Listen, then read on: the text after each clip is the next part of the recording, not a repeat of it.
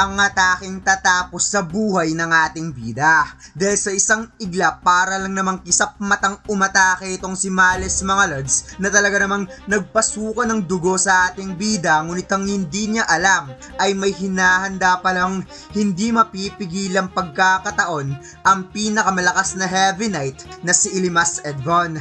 Kaya huwag na nating patagalin pa. Let's go! At kung ayaw mong mahuli sa bawat bagong upload, siguraduhin nakasubscribe ka sa ating YouTube channel.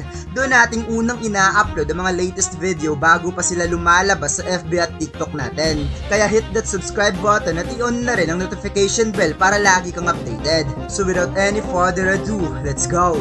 Matapos sabihin ni Malice na sobrang saya niya dahil ito na ang pinakahuling sparring match niya kasama ang batang minsan niya nang hinangaan, at agad nga siya ditong sumugod at napasabing sa tingin niya magsisimula siya sa pag-slice ng kaliwang braso ni Limas para mas lalo siyang masisihang makitang nahihirapan ng kanyang munting minamahal na si Limas.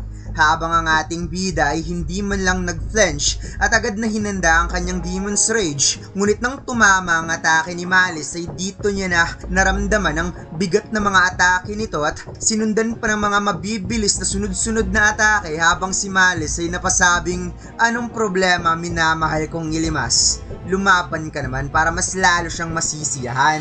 Samantala si Rosh naman ay labis ang pag-aalala para kay Ilimas kasi dahil nakita niya na sa sobrang bilis na mga galaw at atake ni Malice ay hindi na ito makakagalaw at nako-corner na ang kanyang Sir Ilimas. Nagpakawala ng huling atake si Malice na talagang mas lalong nagpangisngis sa ating bida. Kasi dahil sa tindi ng mga atake, nag-play safe na lang muna si Ilimas to the point na wala siyang ibang nagawa kundi gamitin lang ang Demon's Rage para protektahan ng sarili. Samantala ang kanyang HP naman ay bumaba sa 61 points from 100 health points. Napaisip naman itong si Aizas na walang ibang ginawa itong si Ilimas kundi kumapit lang sa walang saysay nitong kayabangan. Kaya ito tuloy ang nangyayari para lang siyang pinaglaruan ni Malice. Muling naghanda ang dalawang magkatunggali, ngunit si Ilimas ay pinagpapawisan na.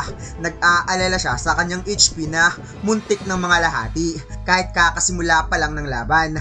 Subalit bigla nga ditong nag-change position ng ating bida mga lods at hinanda ang kanyang espada, kaya si Malice ay napangiti na lamang na napasabing, tanga ka ba? Kung inaakala mo na mahuhuli mo ako dahil mabilis ka, subalit bigla na lamang siyang natigilan nang napansin niyang hindi niya na maigalaw ang mga paa niya dahil ginamit pala ng ating bida ang kanyang Shadow Stomp, kung kaya't napawat na lamang si Malice habang gulat na gulat dahil hindi niya alam kung ano ang nangyayari sa katawan niya, at isang matinding vital slice ang ginawa dito ni Ilimas mga lods na talaga namang sumapul si Malice kaya tumalsik ito at nagawang manakdown ni Ilimas. Naibsan ng kaunting kaba si Rosh at napalitan nito ng matinding excitement at saya nang nakita niyang nakapagland ng blow si Ilimas, habang si Aizas naman ay gulat na napaisip na sobrang laki ng agwats ng stats ng isang Heavy Knight at isang Master Swordsman para itong langit at lupa ang pagitan ng kanilang lakas. Ngunit sigurado siyang sumobra ang pagiging pagpakampante ni Malice sa kanyang sarili kaya ito nangyari, at naisip ni Aizas na mababa lang attack stats ng isang Heavy Knight, ngunit kahit mababa lang ito, sapat na rin yon para makapag-inflict ng damage doon kay Malice. Napaisip si Ilimas na mayroon siyang problema. Ang problema niya dito ay isang beses lang uubrang ganong taktika niya, at mukhang tinutukoy niya ditong taktika mga lods ay ang Shadow Stomp. Ngunit dahil daw sa bago niyang title na The Upsetter, ang kanyang speed at attack ay tumaas ng 15% dahil ang kalaban niya ay mas mataas ang level kumpara sa kanya, kung kaya't nagagawa niya na ngayong makapagland ng mga mabibigat na blow kahit mababa lang ang stats niya. At may mali pala ako ng pag-unawa mga lods sa huling chapter dahil akala ko ang bagong title na The Upsetter ay kay Rosh, ngunit hindi pala, kay Ilimas pala ito. Samantala, ang umingiti kanina na sobrang taas ang kumpiyansa ay napa-serious mode na ngayon, at agad na nga siya ditong umatake na wala ng paligoy-ligoy at mga binibitawang salita, at makikita rin natin dito mga lods ang pag-release ng Shadow Stomp ni Ilimas at malaya nang nakakagalaw itong si Malice.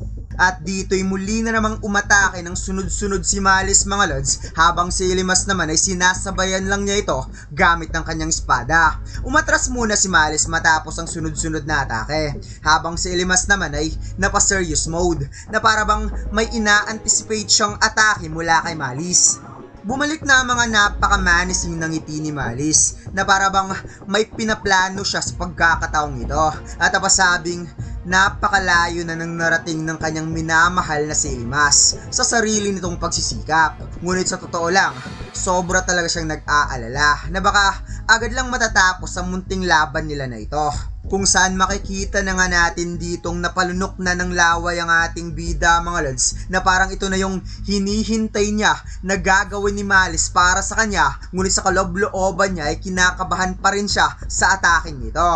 Habang si Malice naman ay hinahanda na ang kanyang pamatay na atake, na makikitang nag-turn into different person itong si Malice mga lods, na mas lalo siyang nagkaroon ng murderous expression sa kanyang mukha habang nag-uumapaw sa kanyang katawan ng matinding kapangyarihan, na ang ginamit nga ditong skill ni Malice mga lods, ang Cold as Steel Cutter, kung saan bigla na lamang nawala itong si Malice mga lods sa kinatatayuan niya, na kahit si Roche ay nagulat sa sobrang bilis nito dahil nawala ito bigla sa kanyang mga mata, at nagdash ng may napakabilis na speed movement towards Ilimas habang inuuna ang kanyang espada.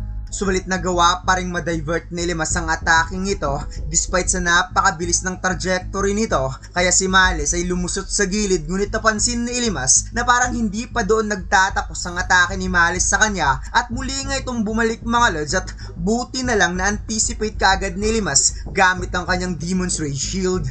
Patuloy na nagpapakawala si Malice ng mga mabibigat na atake gamit ang kanyang Cold as Steel Cutter, at mukhang hindi pala ito pang isahang atake mga lods, isa pala itong one skill consecutive attacks hanggang sa mag-cooldown ng kapangyarihang nag-uumapaw sa katawan niya. Kaya si Ilimas ay napatanong na lamang sa sarili kung talaga bang nagawa niyang makayanan ng mga ataking ito, na para bang na-overwhelm siya sa lakas ng mga atake at hindi niya na maramdaman kung talaga bang nadepensahan niya mga ito o baka matindi na ang pagkabawas ng HP niya.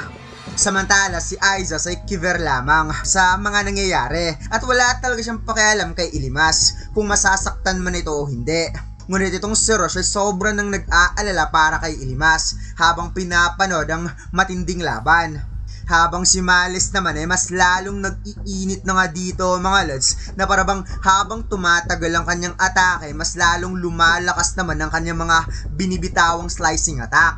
Kung kaya't sa huling pagkakataon, bago matapos ang cooldown ng kanyang Cold as Steel Cutter, ay pinakawalan niya ang huling uppercut slice na talaga namang nagpaigting kay Ilimas at nagpalabas ng dugo sa kanyang bibig dahil nakapag-inflict lang naman siya ng inside damage towards Ilimas. Kaya si Roche ay napasigaw na nga dito sa sobrang pag-aalala para kay Ilimas. At dito lang nagtatapos ang chapter na ito mga lods. Huwag mo sana kalimutan mag-like, comment at mag-subscribe sa ating YouTube channel at mag-follow sa ating Facebook page. Salamat!